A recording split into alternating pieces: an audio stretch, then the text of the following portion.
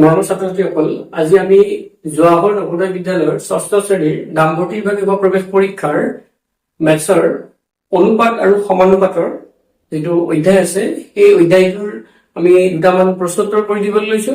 তোমালোকে যদি আমাৰ চেনেল প্ৰিজম ক্লাছেছ পাঠশালা ছাবস্ক্ৰাইব কৰা নাই, ছাবস্ক্ৰাইব কৰিব পাৰা, ভাল লাগিলে ভিডিঅ'টো শ্বেয়াৰ কৰিব পাৰা আৰু তোমালোকৰ মতামতবোৰ কমেণ্টৰ সহায়ত জনাব পাৰা। আমি আমাৰ প্ৰশ্নোত্তৰ আৰম্ভ কৰো। 12, 8 আৰু 14 এটা অনুপাতৰ ক্ৰমে প্ৰথম, দ্বিতীয় আৰু চতুৰ্থ পদ। কি প্ৰথম, দ্বিতীয় আৰু চতুৰ্থ পদ, দ্বিতীয় পদটো কি হ'ব ইয়াৰ পৰা উলিয়াব লাগে। গতিকে এইটোত আমি আগৰ ভিডিঅ'ত ইয়াৰ অনুপাত আৰু সমানুপাতৰ আগৰ ভিডিঅ'ত অনুপাত সমানুপাত কি হয়, কেনেকে কি উলিয়াব লাগে আমি সেইখিনি আলোচনা কৰিছো। আজি ইয়াতে এইটো চাম। গতিকে আমি ধৰা হ'ল দ্বিতীয় পদটো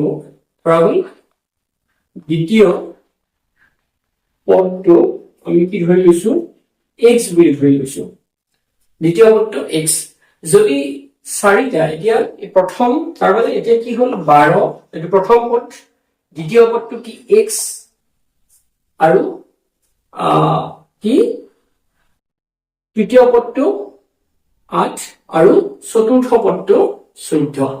গতিকে এইকেইটা যদি হয়, এইকেইটা অনুপাতত যদি সমানুপাত থাকে, তেতিয়া আমি কি পাইছো, তেতিয়া আমি এনেকে লিখিব পাৰো 12 অনুপাত x ইজ ইকুৱেল টু 8 অনুপাত 14। তাৰমানে এইটো আমি এনেকে লিখিব পাৰিম 12 অনুপাত মানে হৰণ x, 8 হৰণ 14 এনেকে লিখিব পাৰিম। গতিকে এতিয়া আমি যদি কি কৰো, এইটো পূৰণ কৰো, এনেকে পূৰণ কৰিব পাৰো, এইটো এনেকে পূৰণ কৰিব পাৰো। 8 ইনটু x, এইটো পূৰণ কৰিছো, এইটো কি পূৰণ বুলি কয়, বজ্ৰ পূৰণ বুলি কয়, ইজ ইকুৱেল টু আমি এইটো পূৰণ 12 পূৰণ 14। এনেকুৱা বিলাকত আমি কি কৰি নিদিম, পূৰণ কৰি নিদিম। 12 আৰু 14 প্ৰথমতে পূৰণ কৰি লম, তেনেকুৱা নহয়। কাৰণ কিয়, আমাৰ ইয়াৰ পিছত কিবা কাটা কাটি যাব পাৰে, আমি সেইকাৰণে এইটো ৰাখি থৈছো। গতিকে এইটো এনেকে x ইকুৱেল টু এতিয়া কি হ'ব, 12 পূৰণ 14। এইটো ইফালে কি হৈছে, পূৰণ হৈছে, ইফালে গ'লে কি হ'ব, হৰণ হ'ব। গতিকে এতিয়া আমি কিহেৰে, 4ৰে যদি কৰো, এইটো 2 বাৰ 4ৰে, এইটো 8ক 2 বাৰ 4 গুণ 8, 12, 4ৰে 3 বাৰ, গতিকে 2ৰে 14 7 বাৰ। তাৰমানে আমি কি দেখা পালো, ইয়াতে কি নহল, আমাৰ পূৰণ কৰিলে আৰু আমি একবাৰ বেলেগকে হৰণ কৰিব লাগিলেহেঁতেন। গতিকে ইয়াতে আমাৰ কাটা কাটি গৈ আমি দেখা পালো 3 পূৰণ 7, 3 7 গুণ 21। তাৰমানে আমাৰ যিটো দ্বিতীয় পদ, সেই দ্বিতীয় পদটো কি হৈছে, আমাৰ 21 হৈছে অপশ্যনটোত।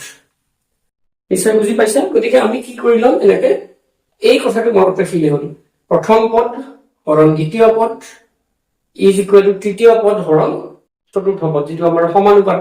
যদি প্ৰথম মানে এই 4টা পদ কি থাকে, সমানুপাতত থাকে, তেতিয়া আমি এনেকে লিখিব পাৰো। গতিকে ইয়াৰ পৰা আমি কি পাইছো, দ্বিতীয় পদটো উলিয়াব পাৰিছো। ইয়াত আমাক যদি বেলেগ পদো দিয়ে, আমি সেই বেলেগ পদটো ধৰি লম। ধৰা প্ৰথম পদটো আমাক উলিয়াব লাগে, বাকী কেইটা পদ দিয়া আছে, তেতিয়া প্ৰথম পদটো x বুলি লম।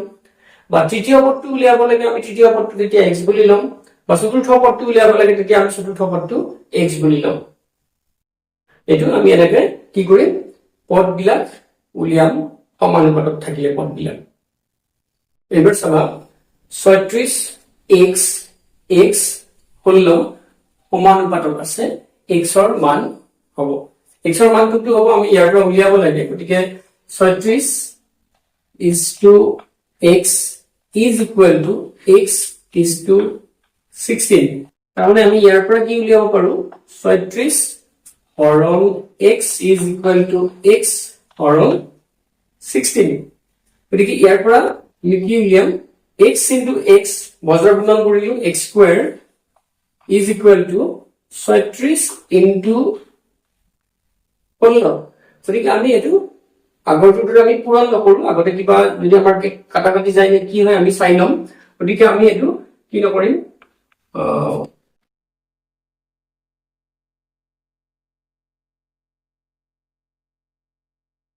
x is equal to, এইটো যদি আমাৰ কি হয়, স্কোৱাৰটো আঁতৰাও আমি, বৰ্গটো আঁতৰাও তেতিয়া কি হ'ব ইয়াতে বৰ্গমূল আহি যাব বৰ্গমূল আহিলে 36 পূৰণ 16 এইটো হ'ব গতিকে 36ক আমি কেনেকৈ লিখিব পাৰো 6 পূৰণ 6 আৰু 4 পূৰণ 4 আমি এনেকৈ লিখিব পাৰো গতিকে এইটোৰ পৰা আমি দুটা 6 আছে আমি বৰ্গমূল ললে কি হ'ব বাহিৰত আমাৰ চিনটো আঁতৰি গলে 6 এটা হ'ব 6 পূৰণ 6 আৰু 6 পূৰণ 4 এইটো দুটা 4 ৰ পৰা এটা 4 ন বৰ্গমূলত গতিকে 6 4 গুণ 24 গতিকে আমাৰ কোনটো এনসাৰ হ'ব প্ৰথম এনসাৰটো হ'ব 24 তাৰ মানে x ৰ মান কি হ'ব 24 হ'ব ইয়াতো 24 হ'ব আৰু ইয়াতো 24 হ'ব নিশ্চয় বুজি পাইছা নেক্সট আমাৰ কি চাবা 49 আৰু 64 মধ্য সমানুপাতিক হৈছে 49 আৰু যদি দুটা সংখ্যাৰ মধ্য সমানুপাতিক উলিয়াব লাগে গতিকে আমি তেতিয়া কি কৰিম সংখ্যা দুটা পূৰণ কৰি